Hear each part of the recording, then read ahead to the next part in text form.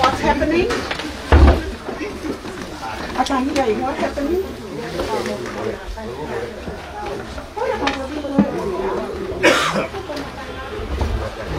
Oh, okay.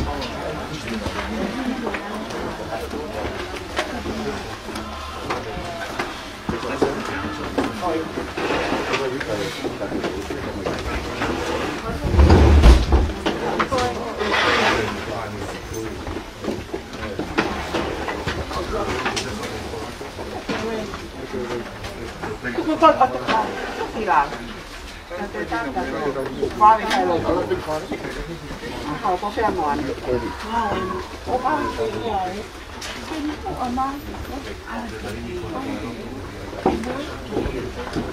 phải ăn được ai bảo ok ok phải không câu ở sẽ là câu chuyện đấy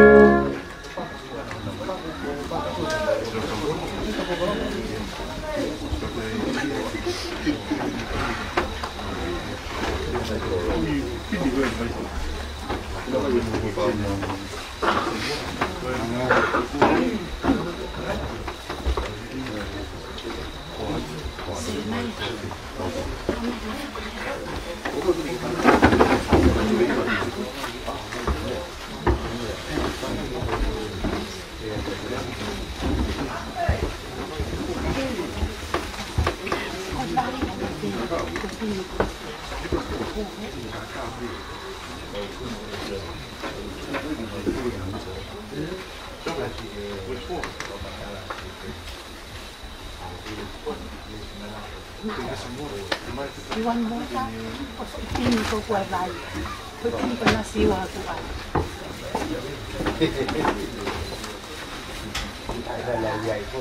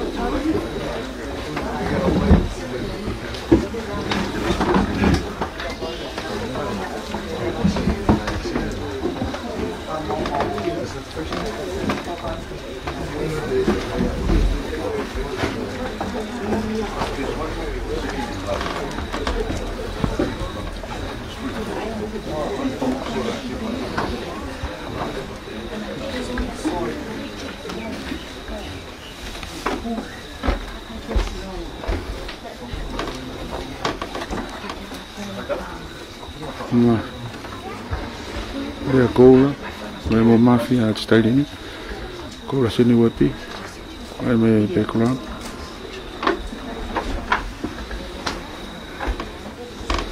Ko mafia style ni mo dia koula Sione Uepi un tatalo mai. Me tata Fita ki alu mai ni. Ai ko family mesias. Sione wants you in Pakistan.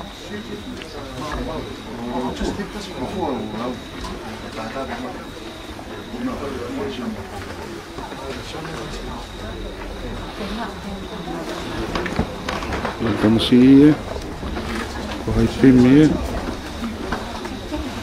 hai pinto ulah tangata kalau como se atividad Yes. Stanley Mario Paya ko Paula tamsila ya FAKA'OSI tamare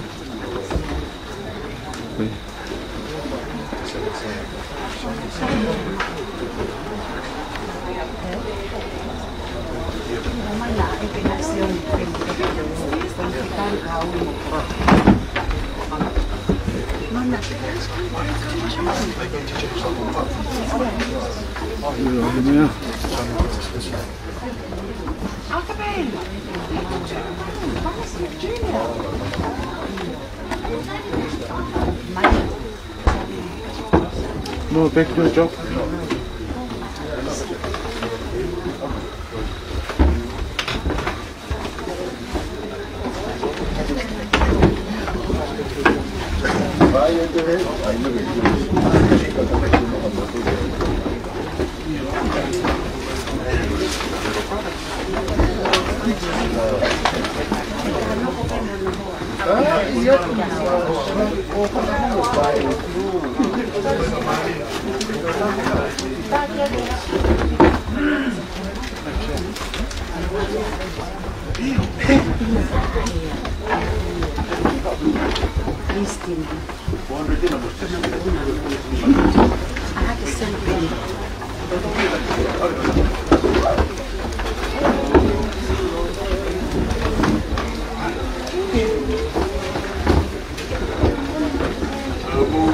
Kata ke tukang amai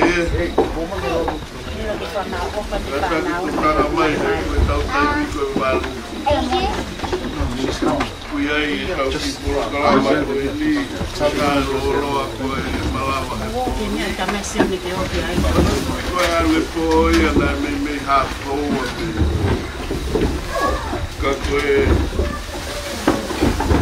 uno ko mai ke mau uno ko la we himi la we tau tu i tau uno pe ko la we tau il veicolo tutto senza mai chiedere non puoi tornarti adesso di quello là e tornarti come mai leva io ho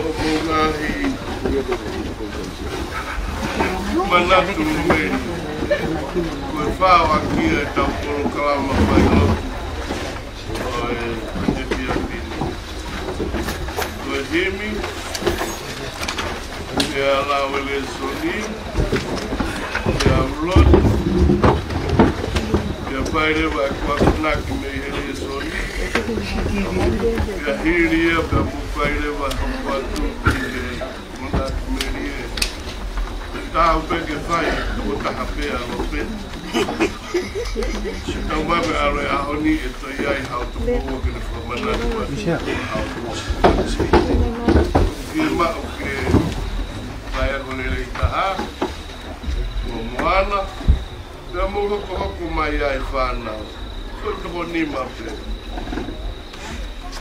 Kuia tala noa ai, se ke hoko walu. Hai beia koe tau FAKAFAMILI. Ka kuku ka tulo koe uhiko ma oni tutuni ai o tua. Ke te ria hokei. Pea kui hende kai ngā motua o ngā whaapai whatongia ke kau kina eiki pēri.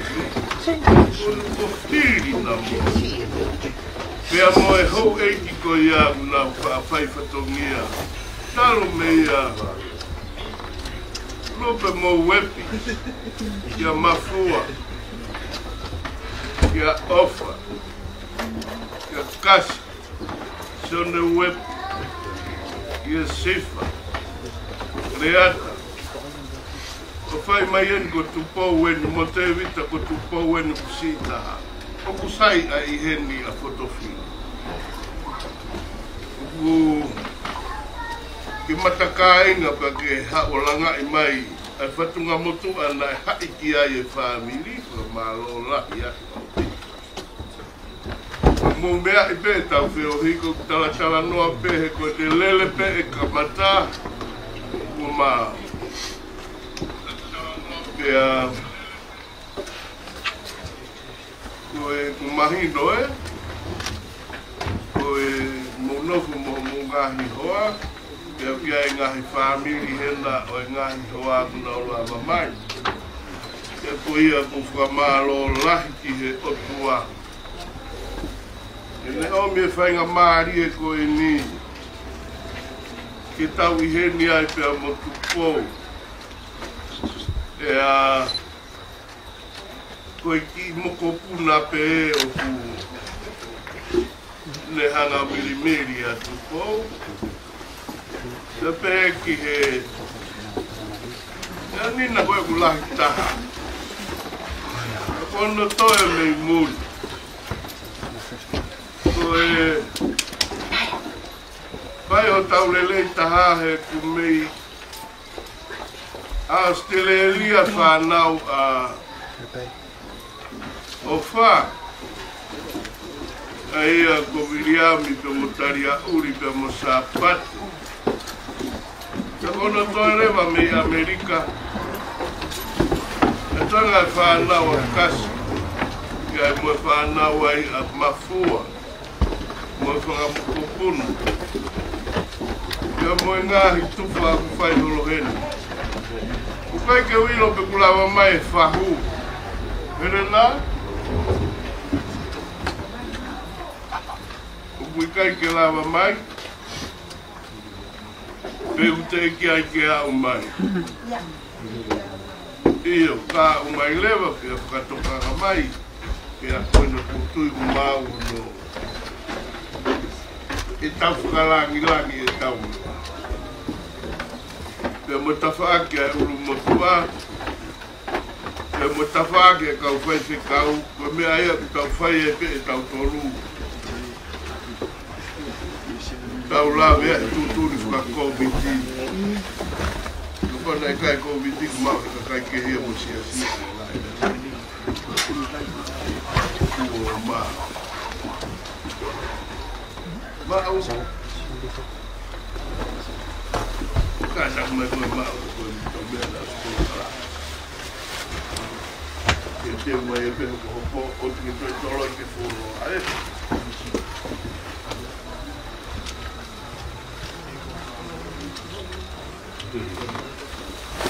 Ostalatu mungia como que tema. Oye, alumpe por problema tão famata time para maua. Koe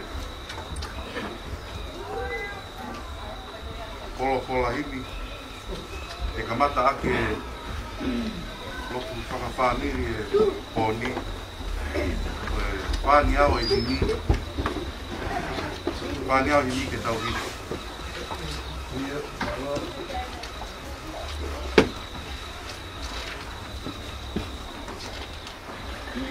o ua whai o funaki pē ai pule ai o tua koe fu nisi teri ia talo me mua, I mua, o me kofu aki ia, ha ao o ulifau, pia ne heka he awha, mohala he peau. HONO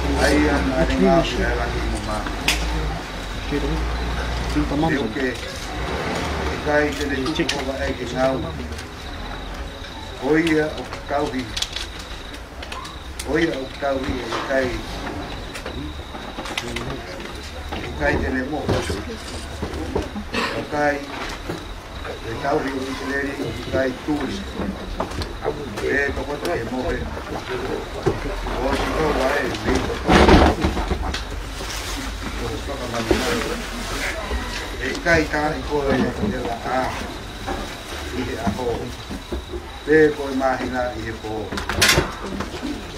e tau piko e piko e ko vi fui pe io e ne tau ki ko lang marie e tau ki o fere mo fa fo e piko ba le ke tai bini o lau I po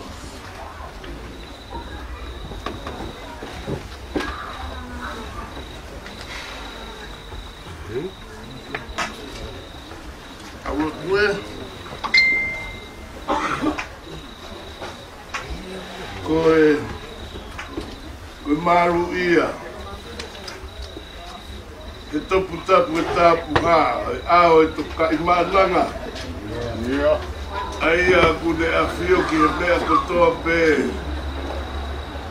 Taru mei mu a kilu kilua O kuke hanga o langai I loto he famili Ha Ongo inas loa O kuke langai I loto ia te ki mautolu e ngahi Tangi o te ngihia o e mamahi Pea I taimi tatau pe O kuke Whakatataha I ki mautolu Aki e ofa whakaatu I ke mau mauai Ai loto ku fia fia I he lolotonga o e mamahi Kuke hanga o ave ai atu kou O e ma oni ho tutu uni Pea I he lotonga e ma oni ho tutu uni O kupau wheha aki mo e ngahi kup famili Ko e toki wheha aki e ni hiri hangahi lau I tau Pea kumau wakai ke mahu inga ho whukotutu Pea mo e ui ai a Fiona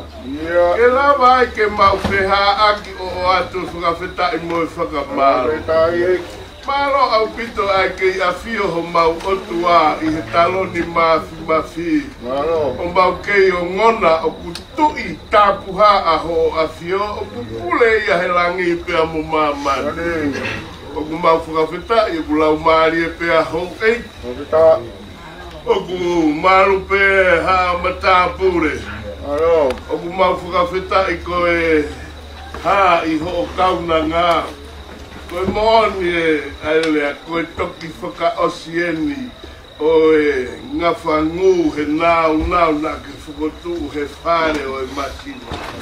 I a lupe pe a mo uepi koe whanau koe no FAKA'OSI en toko wa. Koe ofa ho maulo toki a te ki nau tolu na ke hanga o horoaki. I mua I he ngahi a honi koe si kaunanga e atu po koe si whakahe mata holo he whaiho nau ngahi whatongi a talu pe a mea mafua ki a ofa ki a Sione Uepi ki a kasa ki a sifa ki a te vita ki a reata ki a te vita kai ua a e toinga e whanau pe koe ko Tupou en si taha E ana e taha pēsi e ne tama. Ka kua ngā kehe e mau whakalawalawa ngā au e whatongia whakawhetai. Kua lau ia I e whaamiri kua a ana e toko ua fulumari. Toko ua noa. Mei he toko taha mate lau. Nā ke ofa aki ki he fua e manawa o e kaunanga. I hono tau hiwa mātoru. Iwa ngofuru mātoru ko ke toki whakama opo e tuunga whare ke whakama opo ki e a Fiona. Ka whetai lahi atu ki ho a Fio. Ke e toenga e whanau he ngahi wahe whunua kehe. Oku mau whakawhetai tāpua ki a herena. Ka uma e whare oku lau e ki ai ki apitanga koe. Taru pe e mau e tanu pou e whamiri, maro ke whakalau maari e whau. Maro pe ai, maro pe ai uru motu a. Oku mau whakawhetai maro pe si whanau pae a Tupou. Kai umasi ngahi e Mokopuna. Pe aku peheki e whanau mo nau ngahi hoa. Mo e nau ki e matakai ngā mo oni o nau lava mai. Pea mo e si kai ngā kotoa pe lolo tonga pe vei tapui mo whakatapu tapui. Whakaata mā Tupou ke mau wheo, pia mau wheao. Koe lau ia e whanau tae ori ke hongo pe taha I whare mati. Ka koe o mai he koe hae nang mea u kei mana tui o kau ki ho o whine eiti. Tuku ke tau ngasino he nau mo uia lelei ku whai kia e nau whakaamu. Kei kumuni o koloa aki e nau mo ui ke loro aki e nau whanonga he ako naki ku whakatongi tala ki he nau loto. Malo koe koe poro kalama o e poni. Koe lotu FAKAFAMILI pe. Ana e whai mai ngahi whakataha somo me Australia ko Amerika mo toenga ngahi wahe whanua muri. Koe poni eni. O whai atu enu me he ki whana o tonu a Tupou. Pea ko tui o ku mahu inga. O ku tu te ringa. Pea whakangongo a kainga mo family he potu kotoa peke nau whanongo. Ki he leo o lo petika o mai hoa ki a mona. Malo e tauhi mo whai whatongia pea mo toenga o whanau. Ki a mau. Aina le kamata e himi. Malo ku maru pea a paea. Alo te fuape mo si tu o whewhine. Malo a mafua. Ko hingoa lele ye ku age kia teia. Malo ku maru a siope. Kai uma sere mai. Ko whanau pea ku nau takitaha ngā I hoa. Tu ke pea siope. Ka kia e loto mo e pompou. Ia e pe aho. Ka mole tau wheohi. Pe tau wahe he hoa pea mo e po. Mana kue kina e whai whekau. Loto tuku atu he ori ta o whei lau pea mo e teu. Mo whakalawalawa whatongia ko e uhi ko Fina Fita. Ko ke tūtūni hono mā oni ai ui. Taku whegau e aki a he po. Pea ke taki o aki. Ka mau mui atu I a kalaisi sisu. Ko ho aro ka ko mau whakamoui e meni.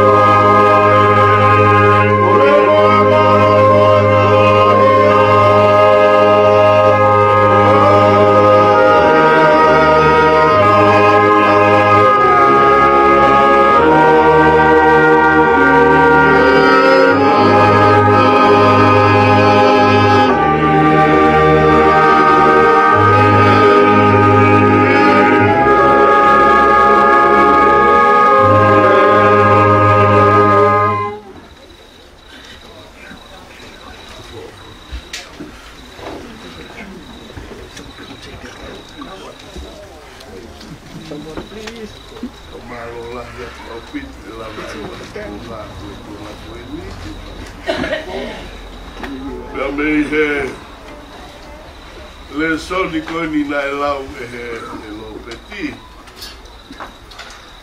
E ko lo peti foki koe ki fohai au tuki. E nā ne lau e le soni. Koe le soni manako ai e ki mei.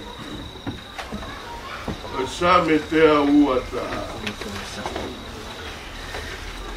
Eia koe vesi uruaki. Kia moe vesi ua kutukanga ke whai te mea I haki pōpō nou.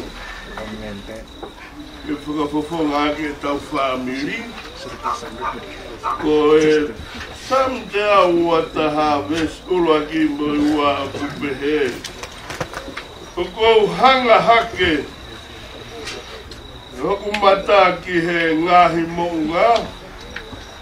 Aya ku hau me ai hoku tokoni.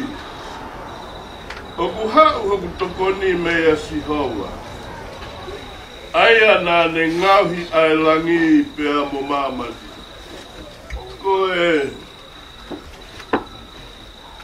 Koe ngove si aku oku piri koe pehe koe manako anga o e fine eiti. Oku ikai foki whaango e kusai mea kuia. He kune whamalohi kātoa ki tau tolu ke tau turi ke mao mea nai manako ai te koe wesko. Ka ko tuipe i he tau whanongo ki he re soni hau. Te lava peke mao haki uhima.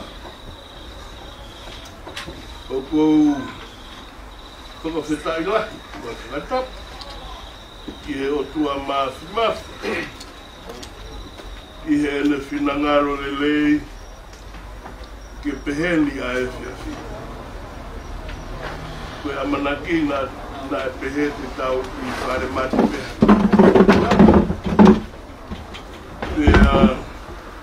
Ka i he ene hoko, ko e whanongo, na e aru ai grandchildren. They went to see the director. The time they spent at the Wharemate, the funeral parlor, it's too short. Only 1 hour. So, they allow us to have to vote tonight, all night. And I beg you, grandchildren, do your best tonight. You must share us with us and the others from the foreign countries, all the good memories you still treasure because of Tupou, our grandma. I know you have a very well prepared for tonight. Koe aku sai e tau whakaki I whaafeo hi mai a hau koe mai toru. Aku kuria e kaureka koe nā mau nofo. E koe whangi tamai kia aku ne nau hanga whakamarohi au ke u whenga lahi ke translate ka nau toru e tau traditional. Ka nau sio ka nau toru ka nau tokang ko mau toru e hange o ku mau ki whakasio ke he mau tokang ka mai ki koe kua koe. O kia tau lea tonga. Manako maka whai ki tofua. O ko hanga peo whaka ohi ngai. Because it is a proverb. E pa ako pehe ne anga exio ki ai, despite the furiousness of the route to Mount Tofua, its precious rocks I treasure it forever. O maybe you get the meaning. O mau e manako. He whai maka o tofua. He koe maunga ia. Ka koe auki ai. Maro me ka kumou e ka whuka. Koe ia. Pea koupehe. Koe sio a tupu. O koe hiki hake. Hop mataki he maunga. Hai uhila ke whaingata iai ke sio ki o runga. Heo kia mea au whaka, o kia mea au mahino hei. O nea mea ku whaasi o wasiho ke ku whaasa ia ke loa loa. Ka loa loa ia ku. Ke mao i tau koe ke break ka au kata. No, hingai. Nai, o mai ki tau tonu pe, te unga hui koe, nofo e a tama mo iri, mo nofo he kula tō ngou e koe nā, manu puna, a kau kotoa pe pa te atu ia kia mua ki mohanga tauhia, mea kotoa pe pure ai. Sio ko mamani ia. Koe hau whaingata ai, ki hanga e sa meo e, te uhiki. Na ngawe ke lope te whailea koe tangatu,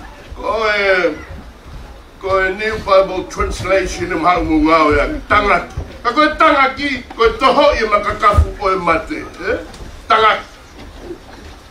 Pehe kua ngore wa aku, oku very intense how to face upward, ascending to the top of the mountain where our Lord is abiding. Why is it hard? Because we were created to stay in this world. But may I go there? So I think of the mama. Can't get out to town for talk if the mama Martin. But they always have a friend. Money, a world to be alive. See, I remember how man I go love together. I remember how man I go. Hene after mama, what a matter. Kake lava ki atake tau sio ki whakarafu ofa o e otua. Na koe taha. Oku hange ai, oku whaingata, oku tanga. He koe, what is the force that holds everything in the world downward? What is it? What is it? What is the force holding everything down to the center of the earth? What do you call it? Gravity, that's the gravitational force. Pea mo ilo kutuhuia I he pore saute, e no ate ke saute, pea koe fwoi aksela ko mama ni koe uho ngai e malo heo fwoi kalawite. Oku ne fusi e mea kotoa pe ila. Ilo tau mo ui, o sio pea o kia hao. Sio pea kai kotoa. O whaingata ai ake. Kono ai, tanga. Ko te ko lift upward to face. O alo o whae, kumi no fualanga. Ki tu e mau ki embalming room, I he holo, ka close here, in short, next door, it's a married people. It was very hard. They said, Sione, you can't do it. You can't build any hole here. Why? It's a taboo to have an embalming room where you drain out the blood into the soil. It's a taboo. It's a married taboo. And I said, so what will I do next? He said, we must lift up the taboo. Koe tatara ia veili. Pe koe hanga ki he otua o pēma lewa he paura. O hanga o teke e umea te. Koe hanga he toto. Ka kou seat mo ka kapa atu ki mua. Ki he whaironga. Oi ui, maarunga ai otua. O stai mea ke tau ka tau hoko atu ke tau. Koe fwoi mea ape. Ka ikai ki ke rawa o te kei a whaina klawe te sio ki tā. Whii koe whengi ke sio ke otua hao. Koe mea mele mai, alo kone mai. Koe mata pure koe ni. Pea mo kau tama koe hae fu mata. Tagati! Pea mo sino uloto. Te teime tāla e me koe. Te sio reu ke whaka. O whaka me koe. Pea, si Tupou. Tako Tupou ia kono manako ia. Nea wa hono whaingata a. Kana ne lawe mea kotoa pe moana, nea ora si tau anga moana kapati on bed and the breakfast. Now it's end, no more. Kana roto pe tu, poko siau via tu bofa, ofa tu bofa. Ame ko fuwai mai ana ora tu bofa. take a gift, no, maybe no. Because I'm aware of my via. She will him at all, that Monaco last night. About last night. That desire of. I asked you last night to pray for the desire of your heart. That's it. Yeah. So I'm going to what can I do? So for me, I go man and the holy Tumutumu cycle, the historical context. Kumolaya, na iya hai mu Isaac. Abraham, foi ko imolaya. Pe ala ko te vita ko utala Solomon ke lana ko tembale como haia. Sione, komolaya na fai ko pe atu ko Isaac. Halam tang Abraham. O te whai poto haku te teu e o tua lam. Kone au mako ke kongo e ka whare si. Peange na tuku, haa whai ronga kuke whai ai umea kono te turi e kakai mo whai whaka maui. Haa whai ronga, kāge rewa sisu. Te honga horoki tempa. Horoki emi. Tolo e haku fotu. Sio koe, ta koe ko mola ea Sione ki a sisu. Koe la mia ai otua, kua whakotuku ia te ia. Ia rami ai otua a tempa re tapu. Pe koe taoni o ne whaipe esmo e ne keresi, i e pret kou la. Ia sisu. Teo sio, i he maua. Haku me ai. Tupou. It's a lovely.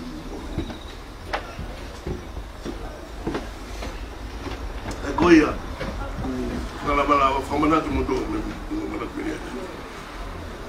Pet, Goya, tak foto apa? Malu lah ya.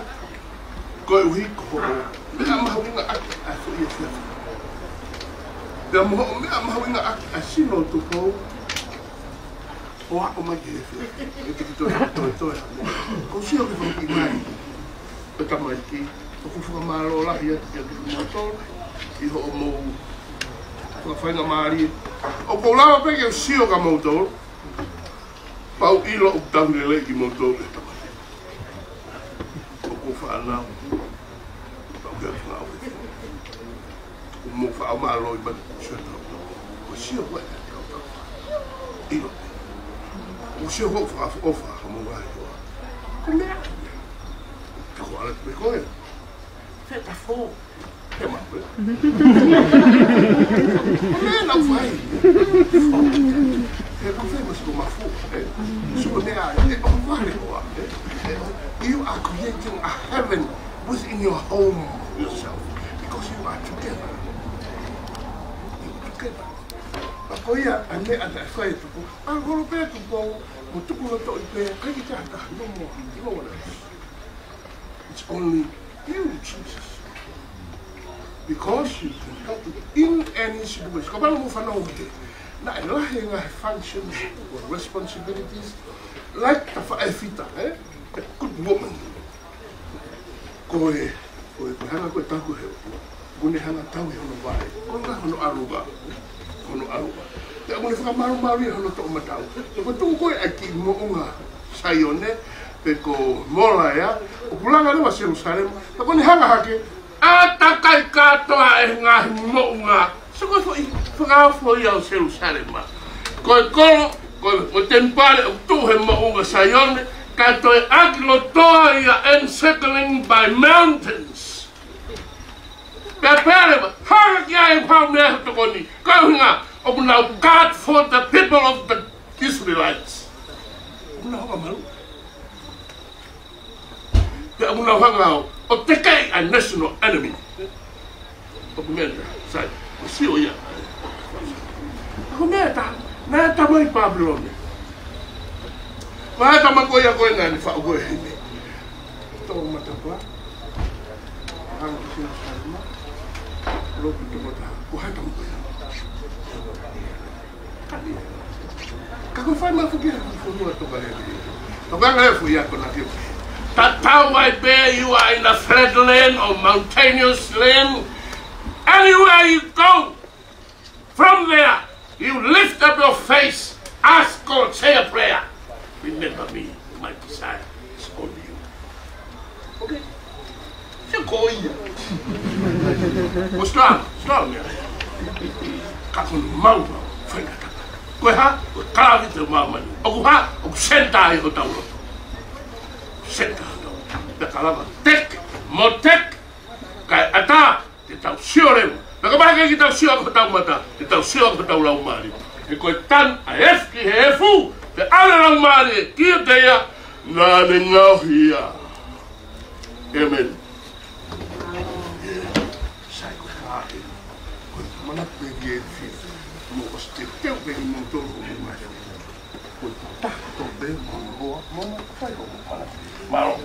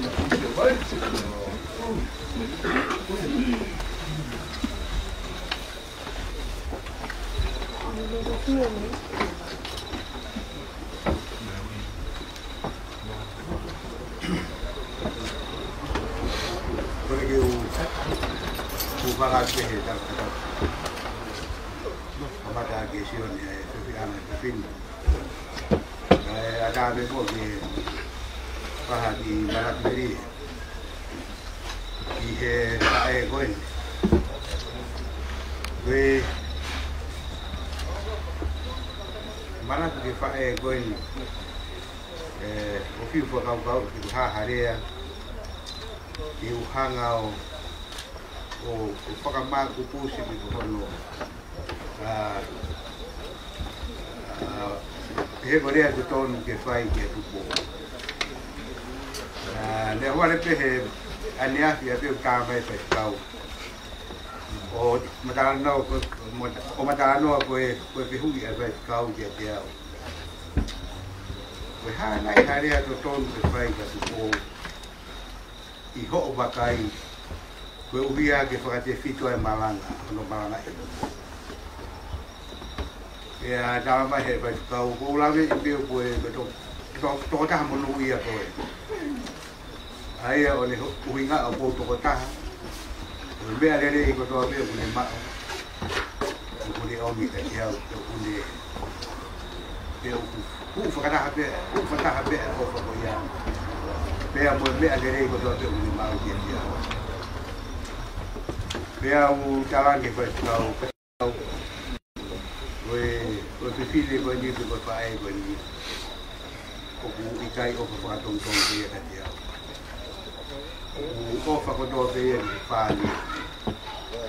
Ua e whanau e whakatunga ane. Ua e whanau ni whakatoko ua. Pea na ikai kufataha pe ke whaga te au. E na e ofa kotoa.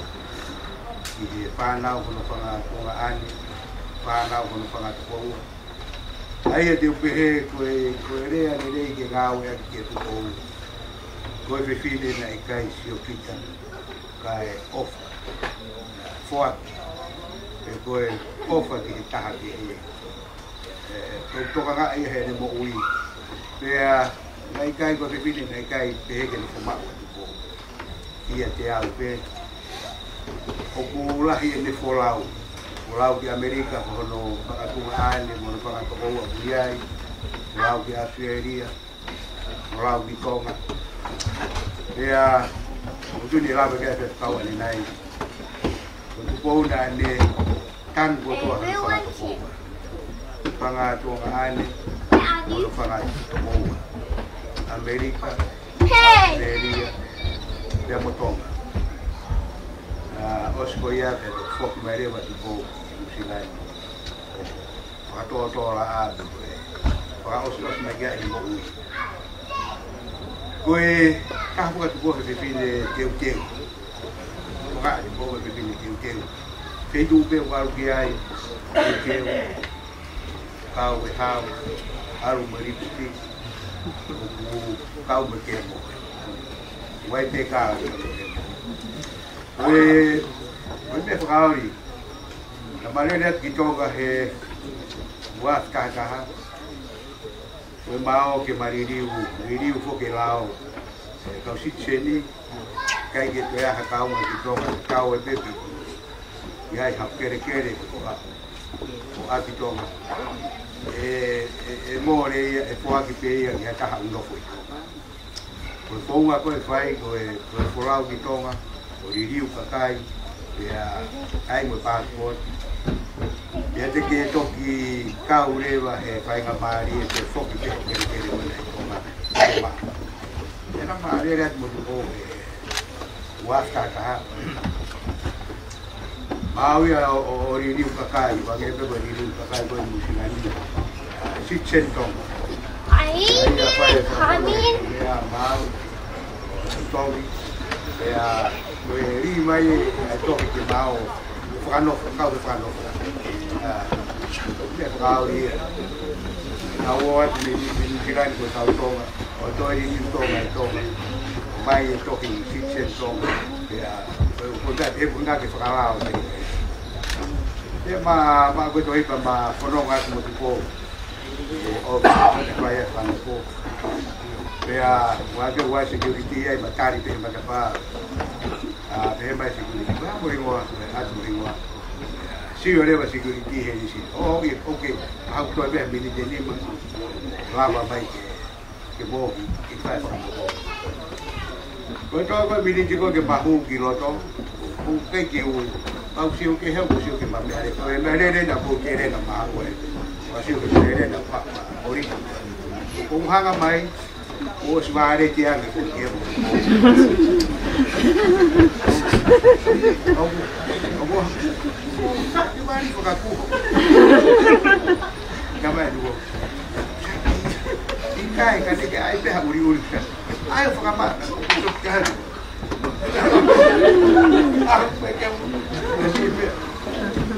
Kama kaka ko pe ha pe ke na ti o ba te ku ti o iro.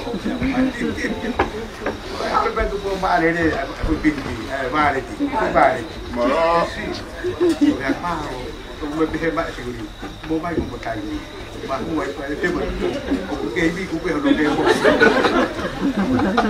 kai te ko to ngai a bi ni ko nga ta ki te ha bi ko te bi ko ka nga ta ha ki ta bi ni ka ya be ni ofa. Kaya koe toko ngai atu ko mahalo kune ka toi ngai unea ka mu ai sa. Ko ia pe ki marat meri. Ito joka ma.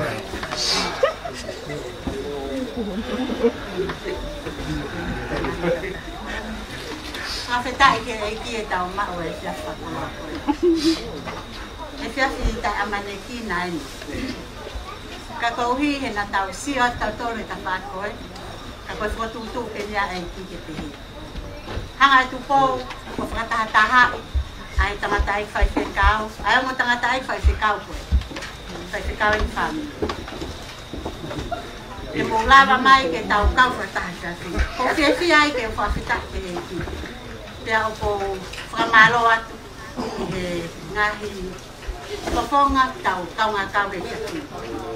Timuia o ko tomu a whakaha atua. Ko puhingoa ki mua ko loata vai moana lolo hea. Takai whala mai ki a Samuela Lopeti Uepi. Te ko puhingoa ko he taikimi loata vai moana Lopeti Tupou Uepi. Te a koe O ku o mai he e tangata e whawhetau e ki kaweinga, ke tuu ngai e ku manat meria e sia fina. Ka ko taweinga e o pehe mai, ko e aho e ku mari ki alo peti mo e taimi. Sia pehe pehe nae. Ke wilo e au pe ko foi nae ko ia au ne tuku mai ke whakaosi. Nae. Lo tu i e vai moana, au tai e iai ha aho te tuu ai mo tangata. Nae toko taha pe. I he fua manawa o whai.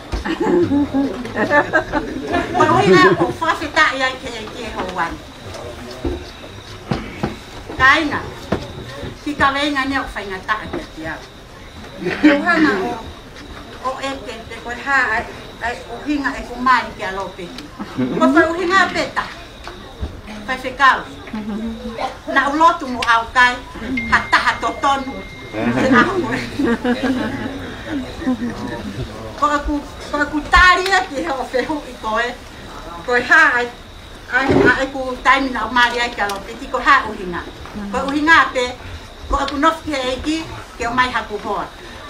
Neongo na e murini a Tupou.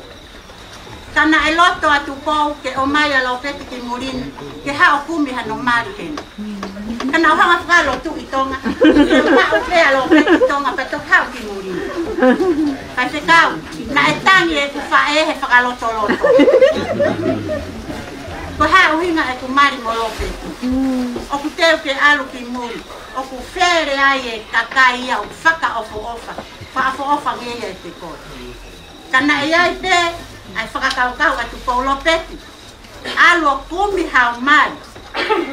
Te oa na ke kumi mai ha taha ku talavou, mo hoi hoi fua. Na ke alo kumi mai taha mata lere. Ai ni au tua he aho ni whai whikau. Whawhitai ko e tine na ni whai tine. Kia neong famili, whakamore a. Kaya pe tu kuhua. Maha o ki murini, o hovare a Tupou. Kainga, ku whakatapu. Toi peke pongi a Tupou ia kaso.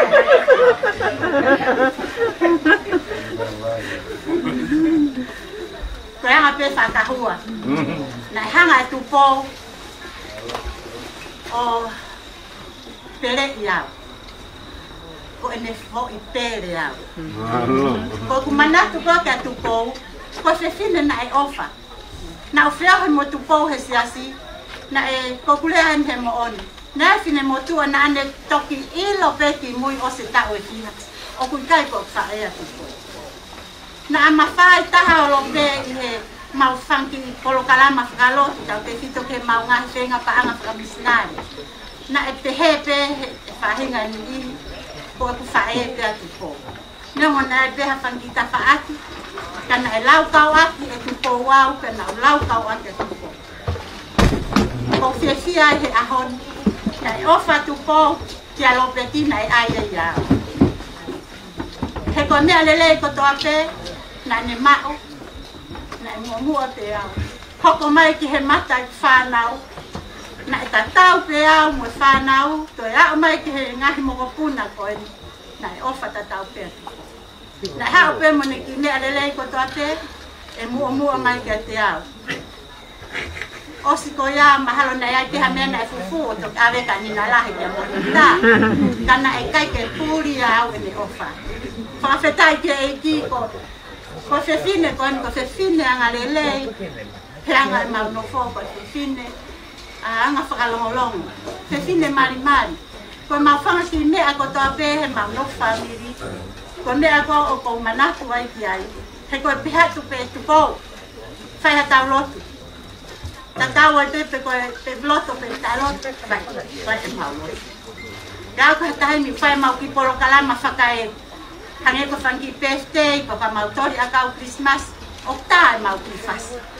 Pihatu pe Tupou. Ko e ui e tau mea o whaku pau ke iai ho taimi, e tā ho whasi. Ka koe taha ko toa pēu pau ke tālunga ka toki hau, ko au whoki nau tuwha e mau mea o. Ko whawhetai ke e ki he ene anga whakatau ki lalo. Ai pēa ke tā tau pē mo ngahi Mokopuna mo whanau. Pihatu pē tā whasi o statu, o stu pē Tupou ia whiwhi. Te ako ko whawhetai ke e ki. Pe aku FAKA'OSI aki, ai tala monu ke fine eiki koe ni. Monu ia ka koe mafi. O tuu me whalaraki o siho. Iyo, ko siho waha no pari. Kua whitai ke eiki. O whātu ke fofonga ko tāpe. Tau kanga tau he whakatahe whia koe ni. Māro tua.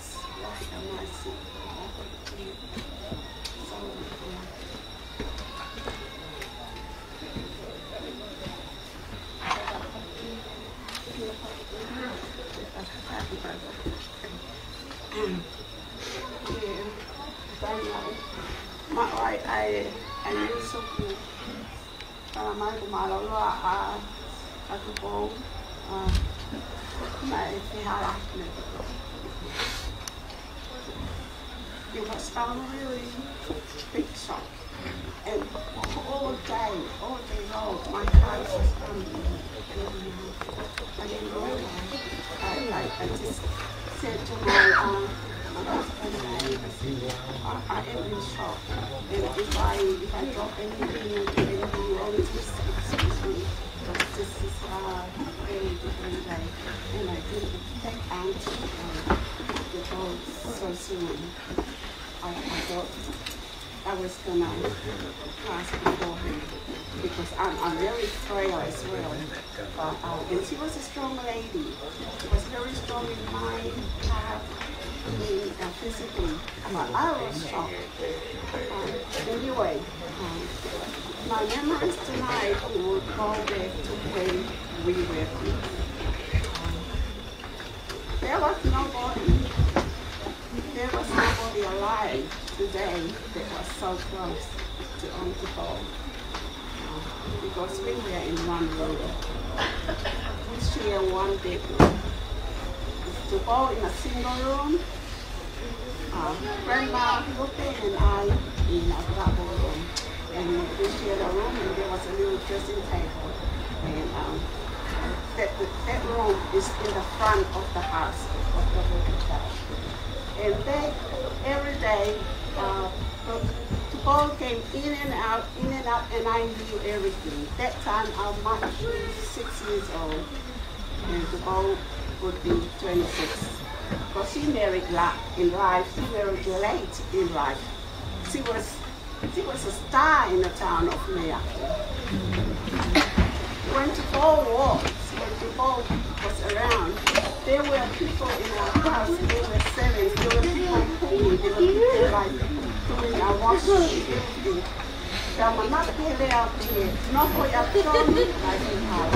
Don't never know what to do at home. She just come eat and then she come to the room and then she went out. And she belonged to all the clubs in Neafu club. Whatever any sophisticated or big thing in town, Tupou is one of the main girls. Either with the twin sisters, Queen Mata'au, the late queen. She was hanging out with the lady. Anyway, if she alive today, she will tell me, excuse me, to shut up.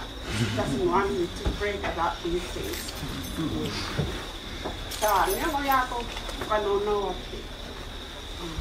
I was like a little sister to them.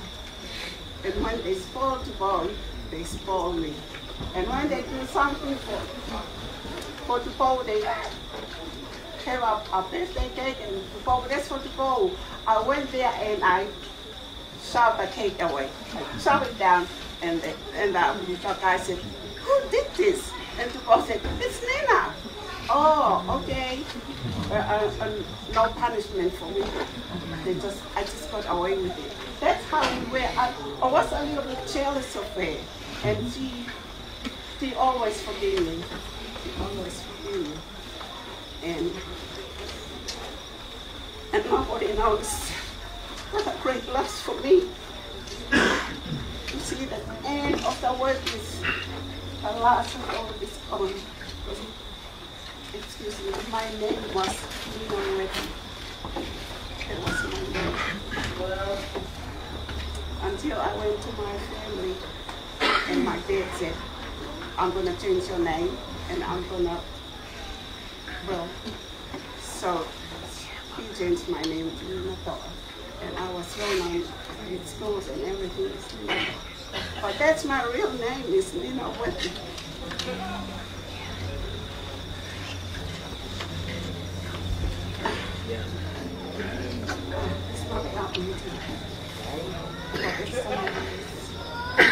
So, thank you. Tupou was everywhere as we talk about it. Tupou everywhere for his only son. When Robert came, Tupou was sacrificing everything to Tupou. But as Mona was saying, Tupou was trying to matchmake me with someone else, with the Balangi. She told me right from the start when I was a child, she said, "We're going to marry a Balangi." I don't know why, but there you go. What I'm going to leave with tonight, there was a few words from the prophet was saying, "Children, give me your heart desire, and I'll give you everything." What a promise. Children, give me your heart desire, and I'll give you everything.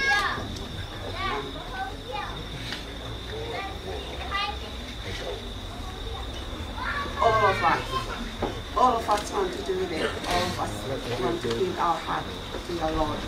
And I was thinking, money. He will give you money. He will give you a house. He will give you whatever He wants to have. Of course He will. Of course He will. Because what happened when God own our heart, God will change our life, transform our life to what He desires. What I wanted yesterday, I don't want the same today. And I only do what God wants me to do. And that's the secret. And that is so marvelous to us. To be claimed as God. The Arabon.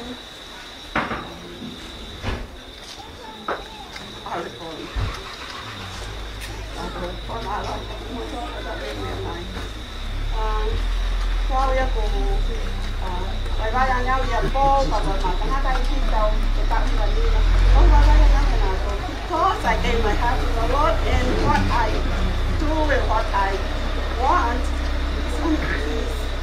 Peace and family. It's nothing more. Nothing more. Only day I live. That from my life. What He done for you.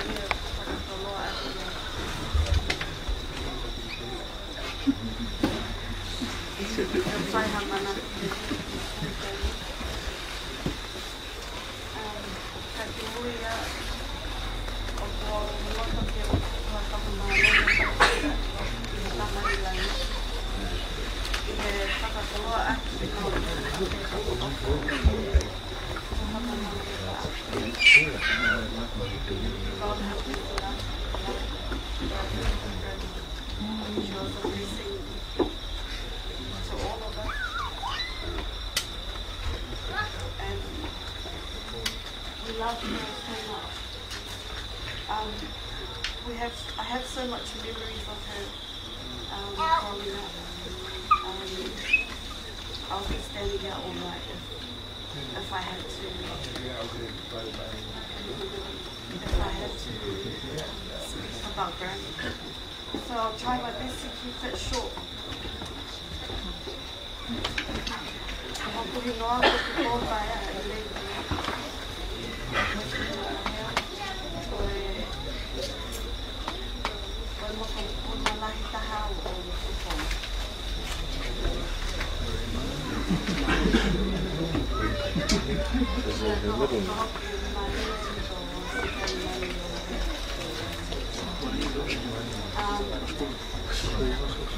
Growing up with Grandma, I learned there are three things that she instilled in me.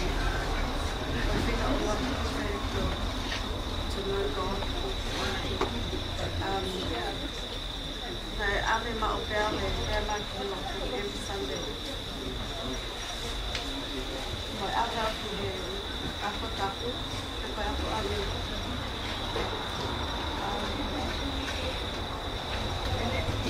Never missed Saturday night at since I was a toddler. Second thing is she taught me the importance of love and family ties in relationships. Nai ame holoawa grandma ki mea FAKAFAMILI ko tope. Funerals, birthdays, even if it was like third or familia from like 6 generations, she'll take you. So I pretty much know her family from her siblings, her parents, I pretty much know the whole family genealogy because she would always talk about it. Neo ngoi kuku te wha, na i taka taini I e kupahe. We grew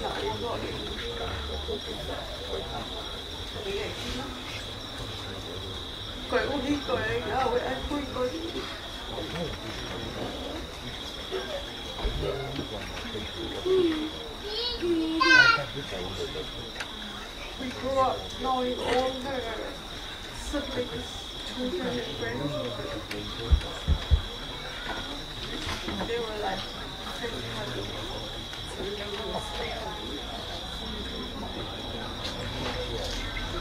that was because of her. She always wanted us to be close with family. She always wanted the best for me.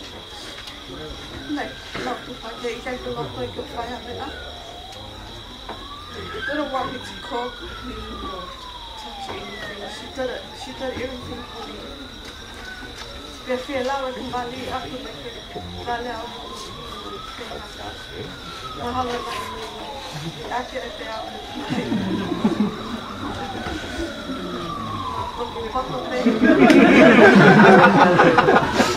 Fotope kuki mo tawi api he kembali. Kuki ko offer a grandma ya with my 5 years She was so talented, so creative. She used to do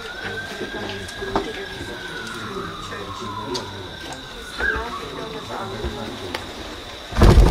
she loved singing and I used to hate it, so I used to always give it to Nina.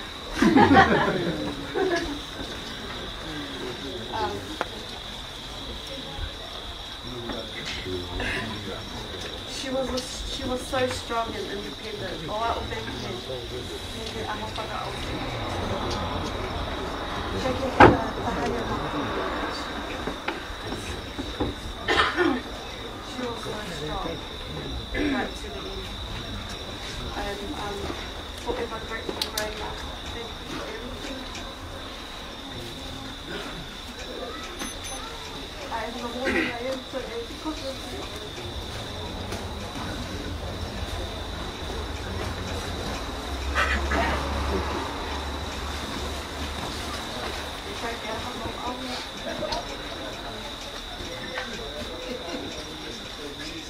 Thank you so much.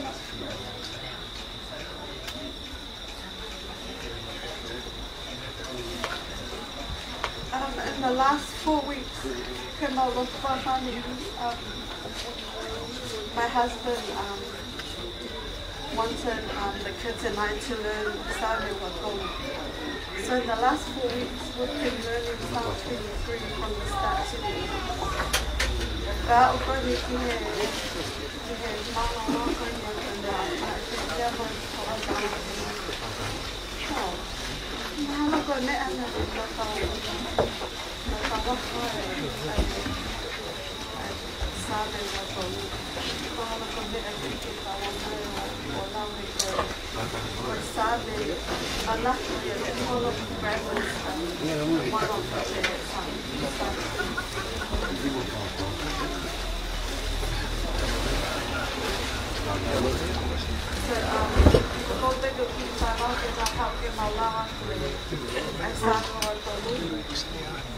One of Grandma's favorite songs.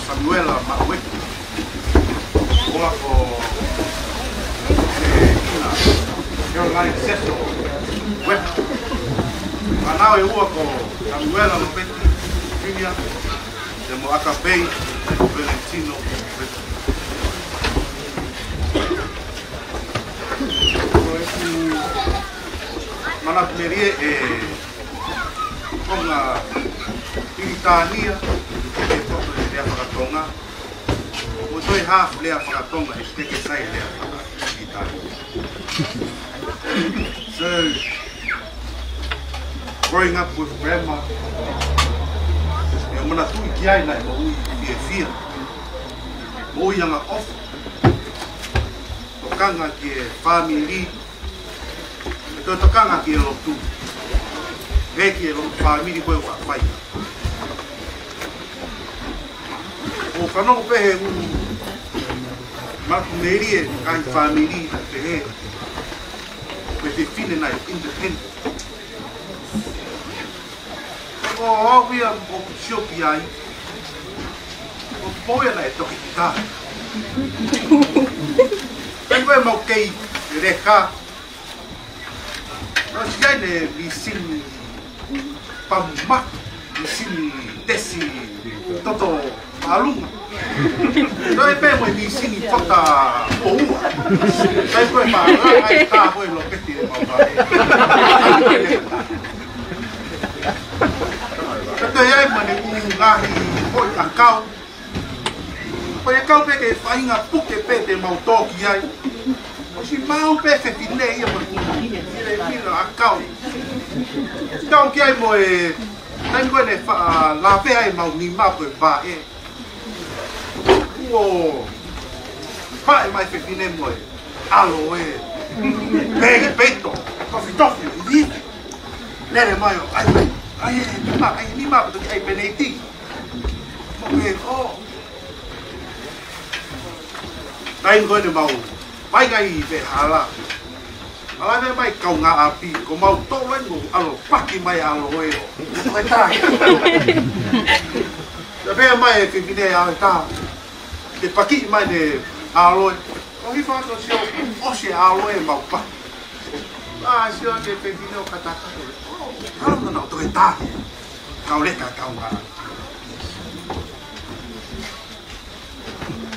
Biar dia tiny, dia mau tu pakai youth days. Mahalo kalau mahalo mereka utama dia. Lah dia tiny dia mau minta dia fangata. Te mau o pare pe a ke ya pi na fe e mau how. We can ye ne pi how. We can go how. Ta ko yo ma pe le ba e ko. Nei e ta na e ta mai tu. Ko nei te lele o mata ha. Ma ku e ka pa. Leo toki manatu. Dai mi fai no KC ai. Ange na e lau ke a pai. Ko fe fine na e taki no tolu ke. Ka hipolo kalama ko e siasi. Ai ako ame lo. Now who fear ko ai. Who fine 80. Lotu who fear pe ko apo mo e te a hake hengi. Hok wa te lotu who fear. O manato pe. Mahalo ko ne lotu who fear ko. Te mau hao mai o taimi ko ini. O mau monu ko toa pe e ngahi. Tā kuaki ko ia.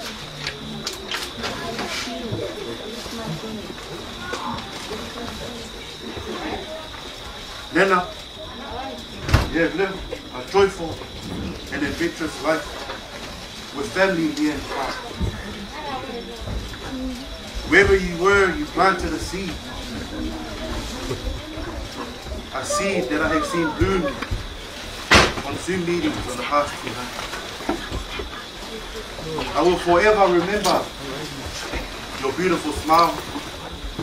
Every time my kids will try and entertain you, because that's the way I smile every time I open the present for you. I love you so much, my beautiful golden baby. Until that glorious morning.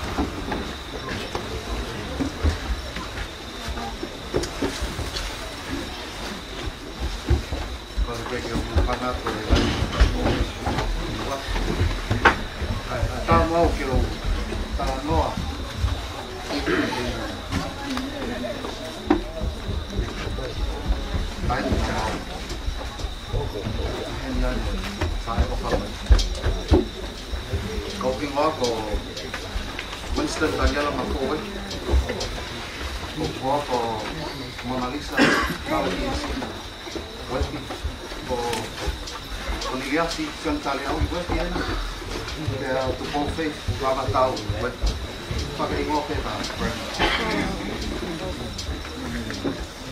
Kemoni na ka ke o ilo ko ke wa FAKAFAMILI anyo moya te o te na te ke after fucking member grandma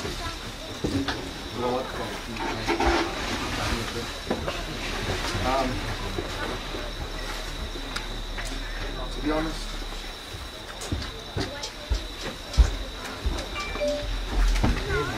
my older siblings said it already. It was a lovely moment. She was always happy. She was pure.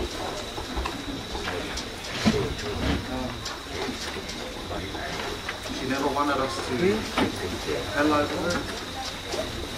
She always tried to do everything on her own, even though we tried to help. A memory I have of Grandma,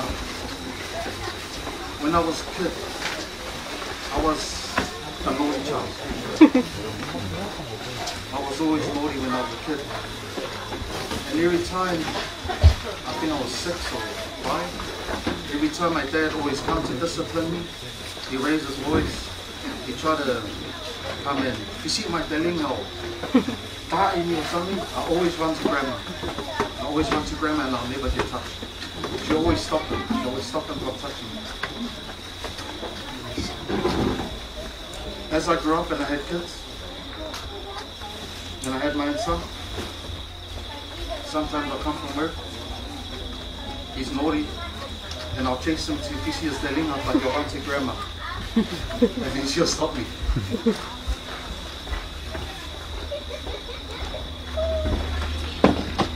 She'll always protector of our children.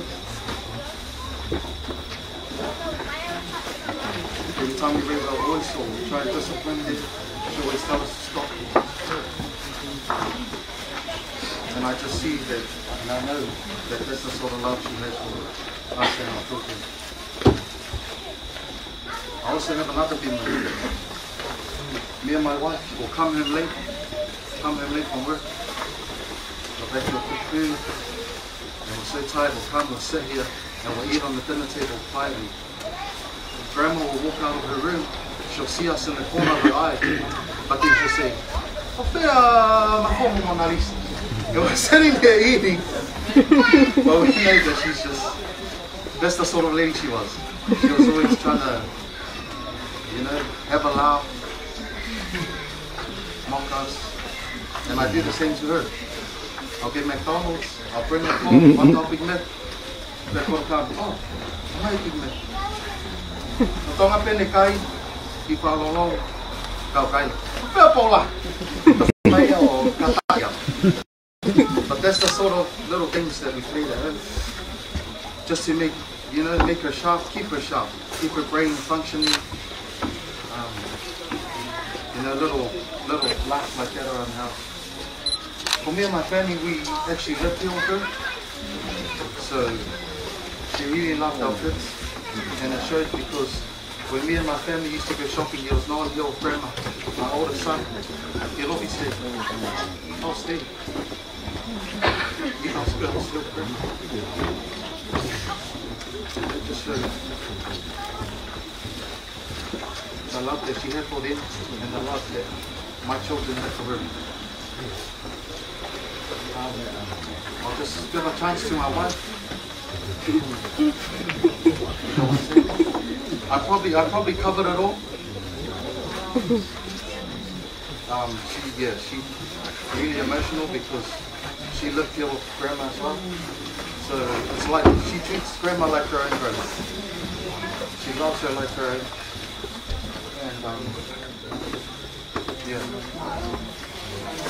And we all love her so much. She's our queen.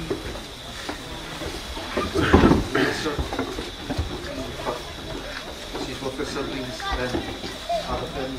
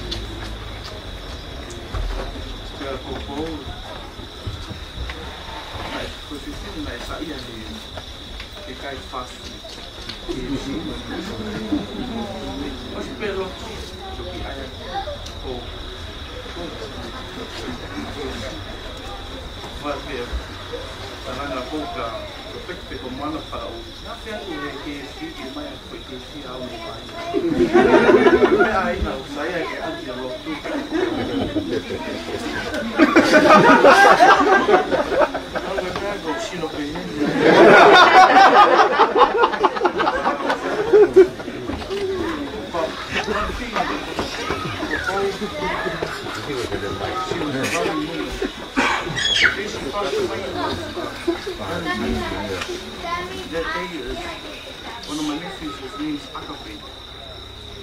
And Agape means God's love. That's the day that Grandma passed away. And I think that day she passed away was because of the love that she showed. God's love that He showed through Grandma. And I will always love Grandma. If it doesn't make it money.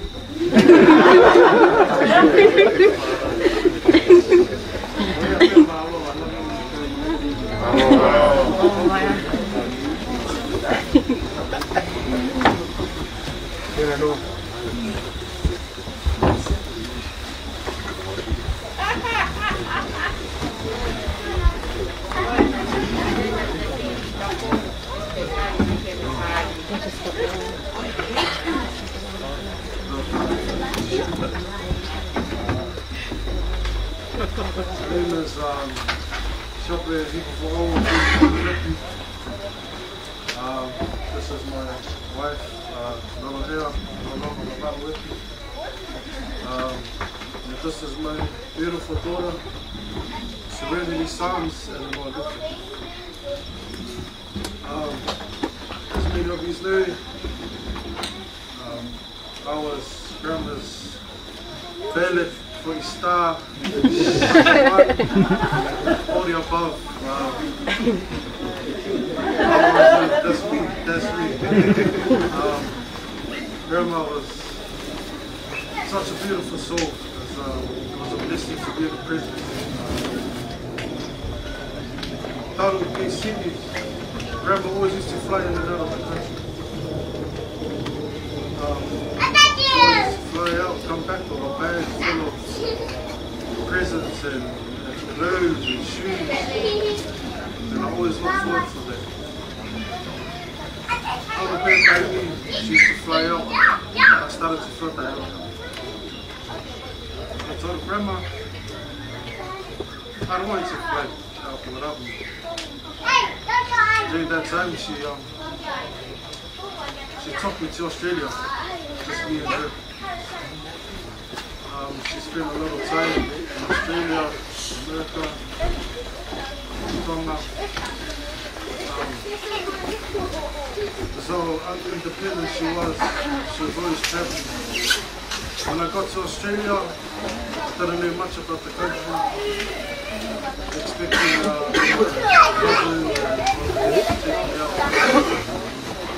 she took me out there. Got the bus, the train, the ferry, everywhere. It was only just me and her.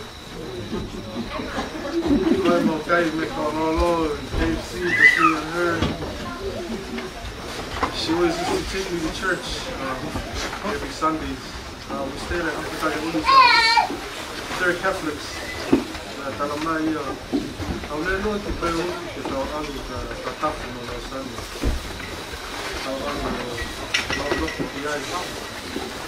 Then she did. She took me to church every Sunday. Ended up doing FAKA'OSI over there,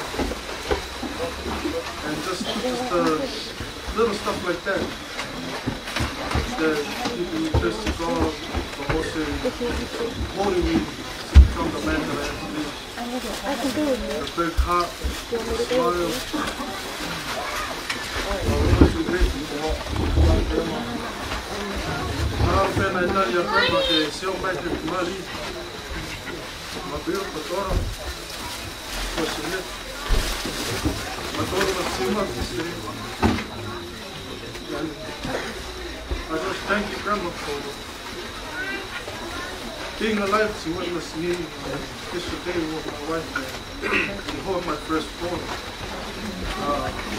It means a lot. Over the years, she always asks me, "Grandma, come now." I said, "Grandma, there's heaps. It's hard to pick."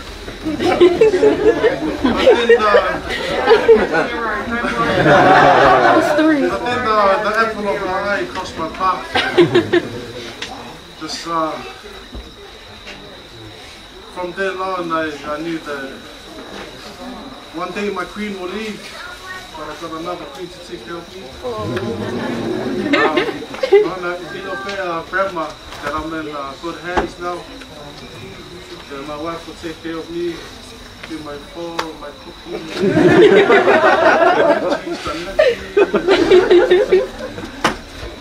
But he's all new, Grandma's heart. Every speech is always the same. Loving, independent, strong. That's the sort of woman she is. And I thank you, Grandma, for lucky, my offer, I can find my own. And my siblings, my mom and dad. I asked her,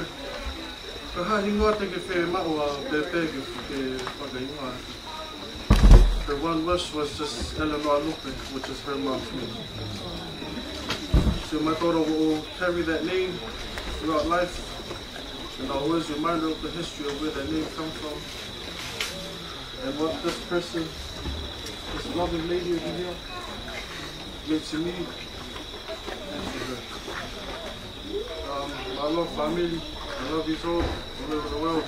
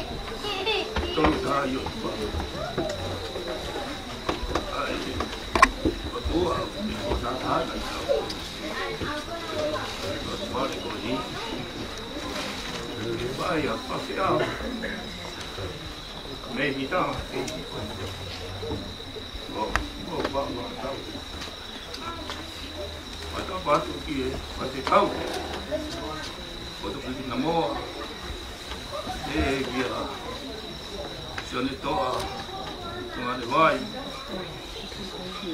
Watabat ke, ni la kitas. Kia lope ki mo vai mana.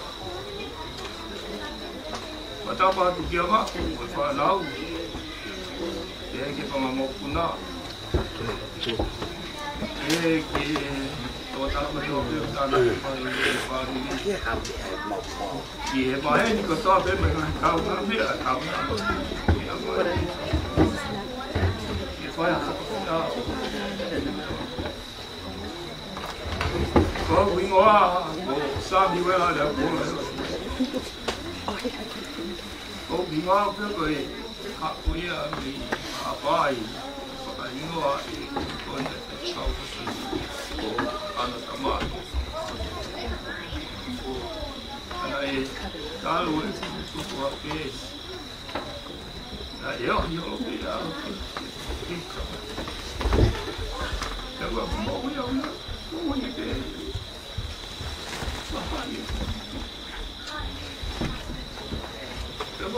Miliki a Tupou. Ale pela alo pet mo. Kini na chief. Ako mana ko kesi ha ko ni ka le ka na le ho.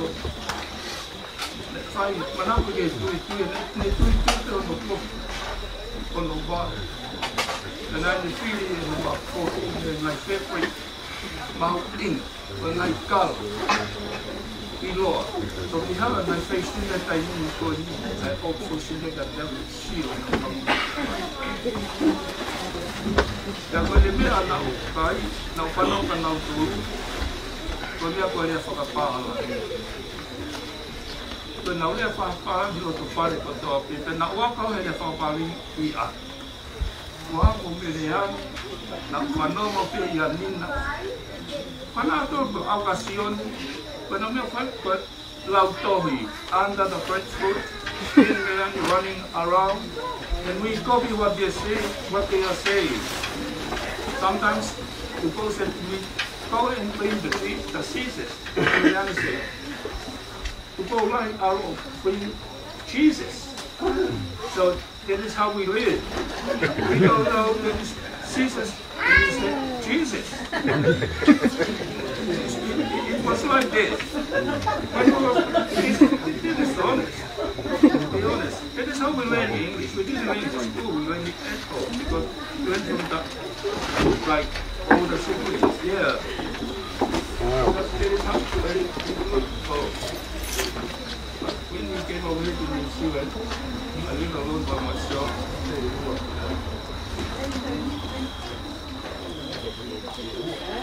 Kaya patang at ito hotel, no, mamaki. Patang juga dan kunyang kat malu. Pagkayaw malu kita di mapisir. Dan kamay dia malu. Saya juga itu pergi kerana itu Mata no apa mo, ko jadi kalau mai,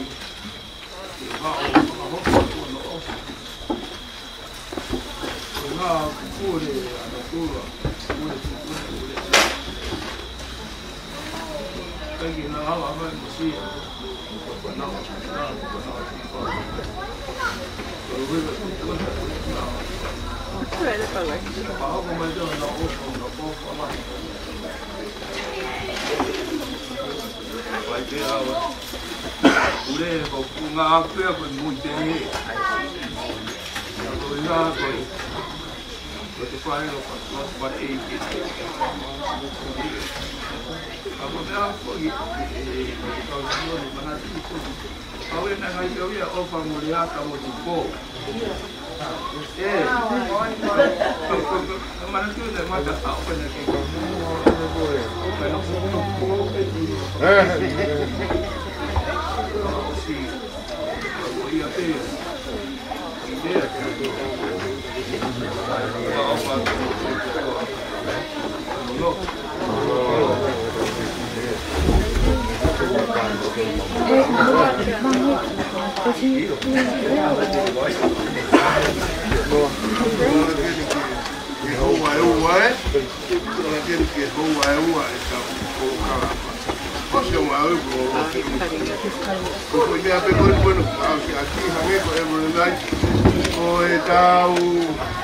Combined fellowship prayer.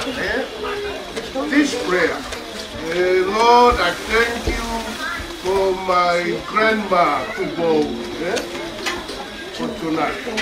Ko taulotu whakatahape pe ako kore ki a ki ke hao FAKA'OSI e mea he pu kamatai ka koe kaosi pe lotu o ka kafulotu lolo aia Io ko pe ako te whakamaro ako koe whakatata aki atu ki tautou ai atu ko mo mea pawinga o kulea kia whanau na to e mere a whakaofofa homo tara loto pea mo e pea maa whanau e poni ko ia tau loto whataha pepe hepe o te aiki ki whulotu loa he koe osi pe i tansi pe kuhuatu a kere si e koe ne osi ka homo lotu Pea whaerewa himi pea tu whakaosia e whiri e. Download, let's pray together o tua mafi mafi.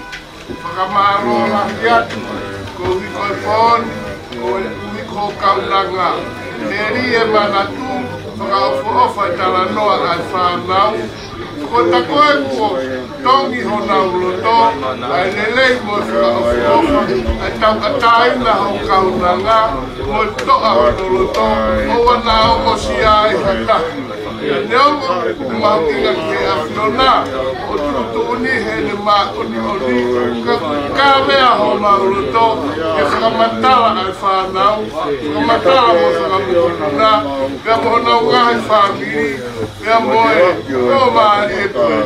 Haka whakakakatoa ke e maulotu, a whaitaularo ai afiona, mau e mau whailau whakafutai, ina tōru ko tō mea mai, ko sino mahu ina o pekia, ia Tupou Vavatau Uepi mafi.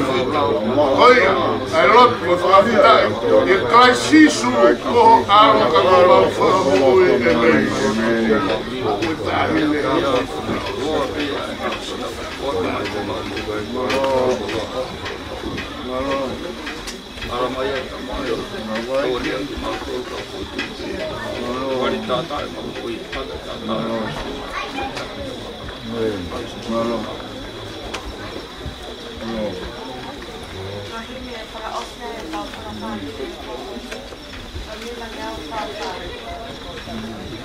Está muito bem. Olha, não.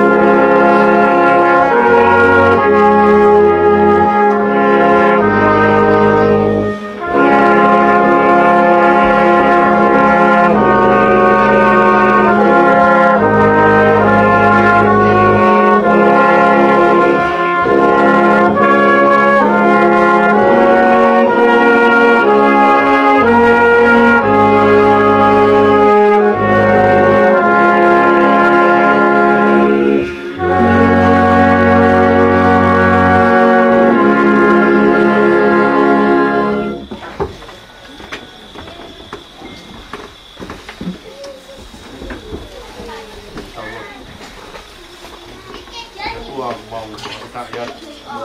Nawe anga o te koeni. Ia. Ia fio i mawhana o mau fio hia. Ia. Koe fio hia e whamili. O parongo ki wholofora mo te koni o whai. Ia maongo i ai e fie tangaki hake o mau ngahi mai tāni. O le kai heiki. Kifo mai. Whakakoa hati. Maro e whakakoa ko whai. Mao se vani. Ai o mai foha. Ai whanau mo whakamakapu. Mau kau e o tua ka mau mo. Ai mau ke kau aki ko kupe tangi. Kala ki o kau ako. Me taha i loe ki o tolu mo whanau. Kau ako ho ke o whai. Koe a honi. Koe aho i lini loto. Koe whio i e whami. Mau whakapetai ia. Tā mua mai e hau e ngai. Tā mua mai. Ai koloa. Moi loto i moi iwa.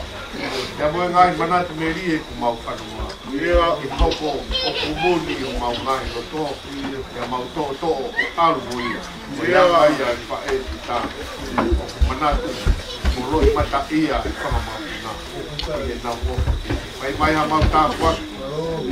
E a fio mai ko mau tua. Mau whakao watu. Whako ki mau tō ki apa. Whai mau whakakoloa. Ai a pongina. Ia mo whakamāwai o mau teu ki ai. Ai o māho se vani ki mo teu. Koloa mai ki mau tō reo. Tā mua ki mai. Ai ngāwe anga ko mau i tōna. Ia ke take mau whanonga. Mau whakao watu ki a fiona. Ai kupu mo toa peo e whamili. Nei Tonga.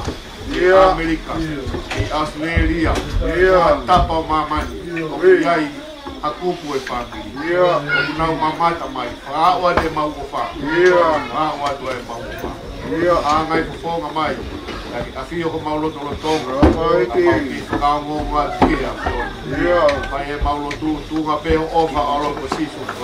Tā ko mau whamu. Ea koe kere so tau e ki ko sisu Christ. Moe ofa e o tua koe tamai. Moe keo he lau mari mao te. Ke te tuku o mau tolu e te pi. Ke a whai te o tae mata. Amen. Tapu e a whira e o tu. Tapu ki he whahu. Tapu atu ki he whai se kau. Tapu ki he koha, moi pekia. Tapu atu ki he whakatu whawhini, whakatu koua. Ai maa ki tau whanau. Tapu atu kou. Whatataha i mai ki mau tōru. Ki he te atu koe ni. Ai ata ke whahoko atu. Ai whakamaro koe. O tau FAKAFAMILI ko whai he te pi. O te kau. Nei ke ulawi i au ia o i heni whine i. O sio hifo. O e pesa e whamili o whakakau hake ki ai au. E watahine a mateki. O Miriami. O Karolaine. O ke eke o siau i hataha matai kāinga, matai whamili i a mūtou hangiro tēni koe. Tēni matau. Tukehe mai whekau. E koe nei ni whakahua au ki pēse e whamili.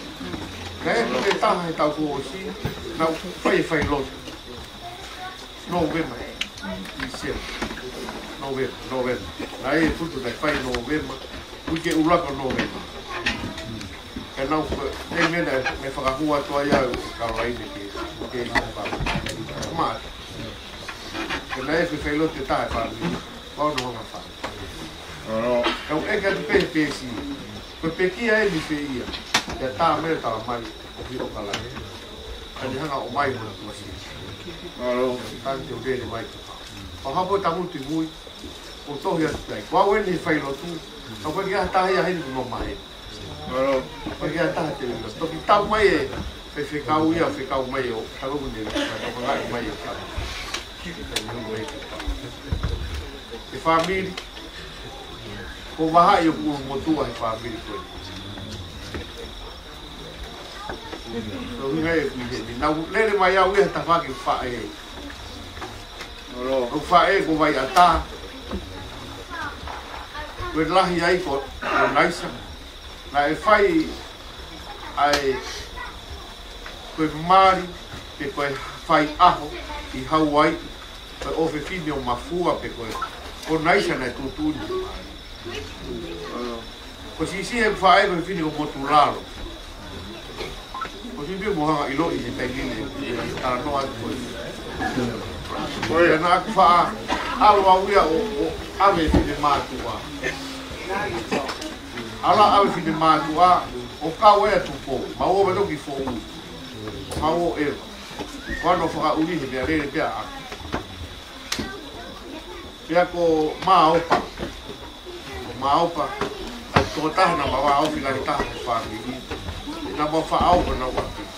O mai me Tupou hai o uakai ke teke ilo i. Ua tau ki toloa ko mataa kure Sione. Tama siya nga rerei. Kaya ne taha mau pe ia. Ana io pe Sione ko ma family. Toko tua ka gulea Fanga ai ulu motua whakamalo I he lava ki tau FAKAFAMILI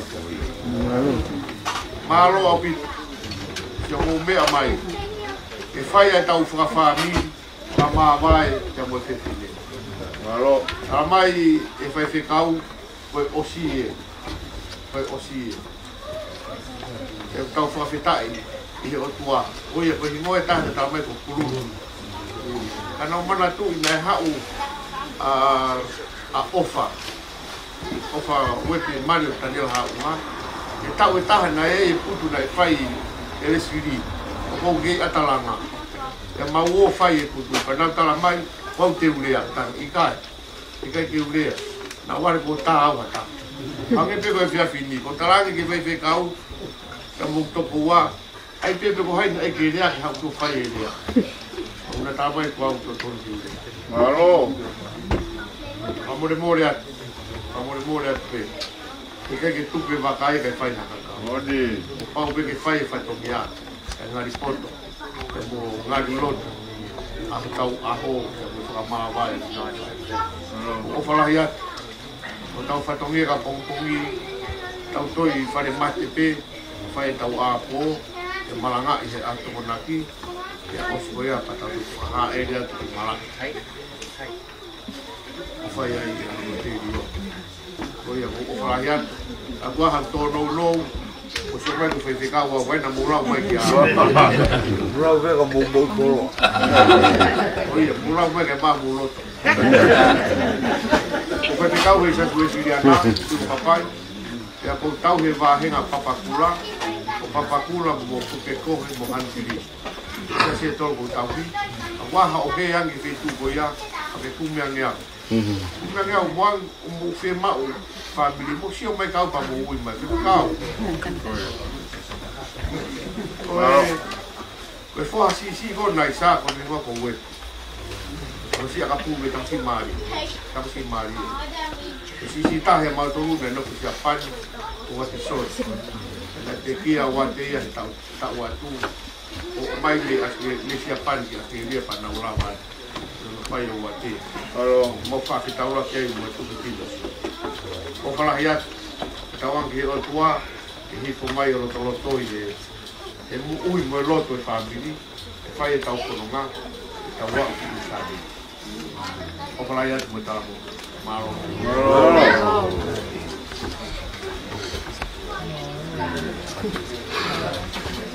Shio mate ti.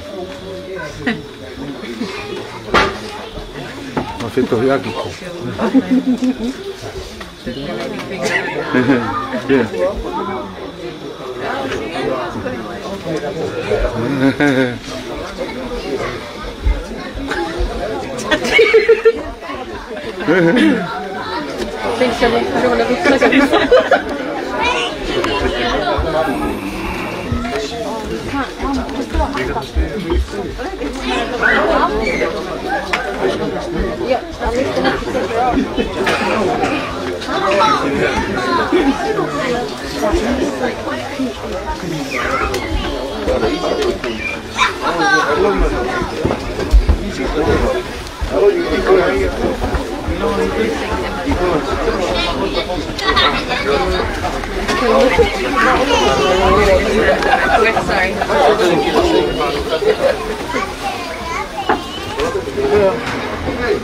Okay, Becky, mi la gente que mo malo peo.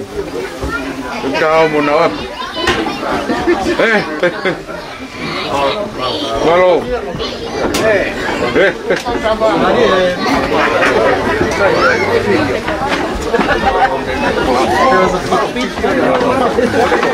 No, it's okay. Way to slow down, eh?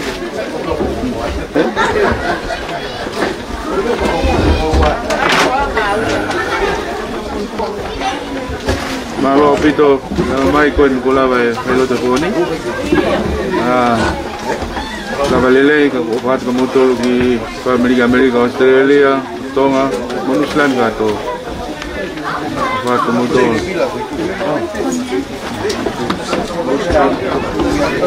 Sotono.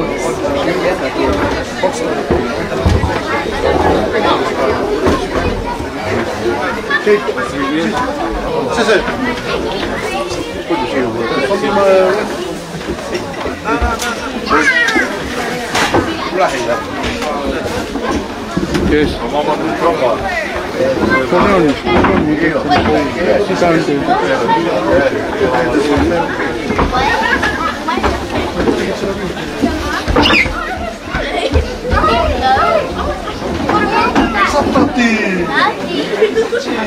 What is not that?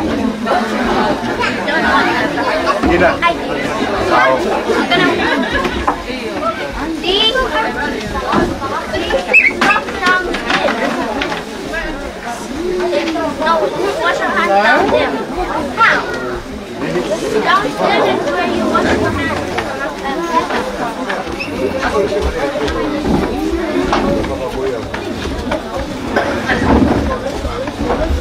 Let's go way here.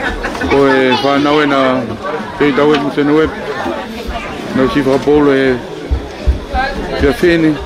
Malo singawe.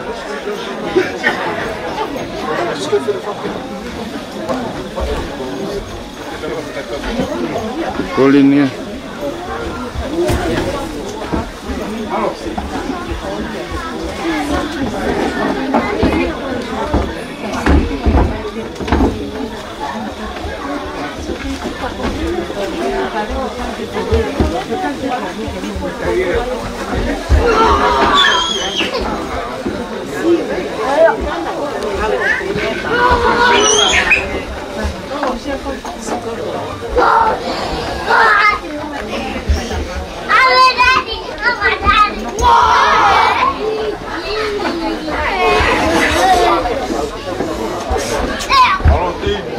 Io,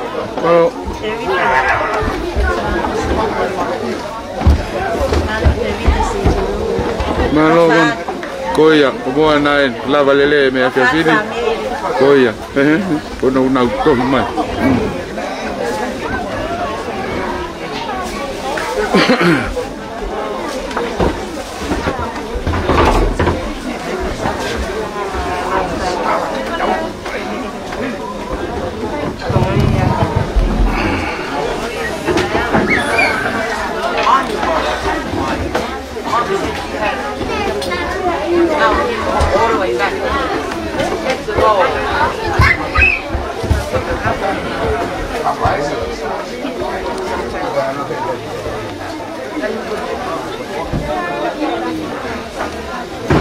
Koy lenan koy fa wen we mai kano manin Como que lo hago que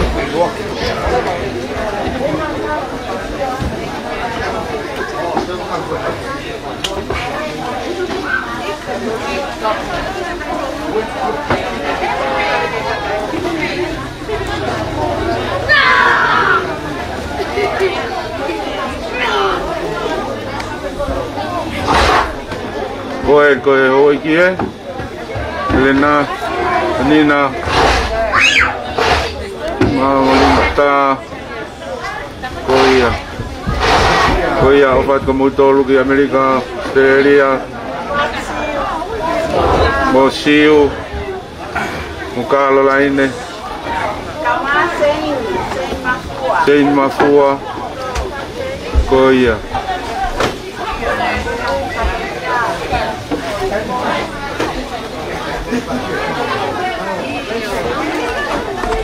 Look back, Karen.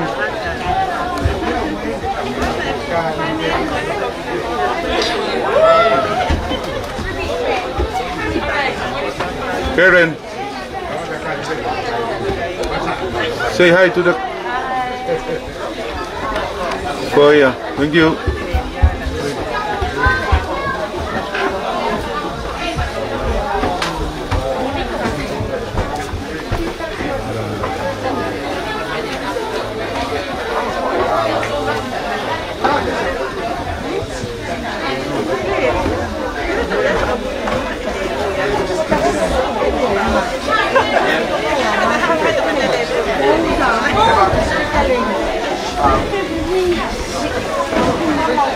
Saya opito, musila mai ofat kamutol.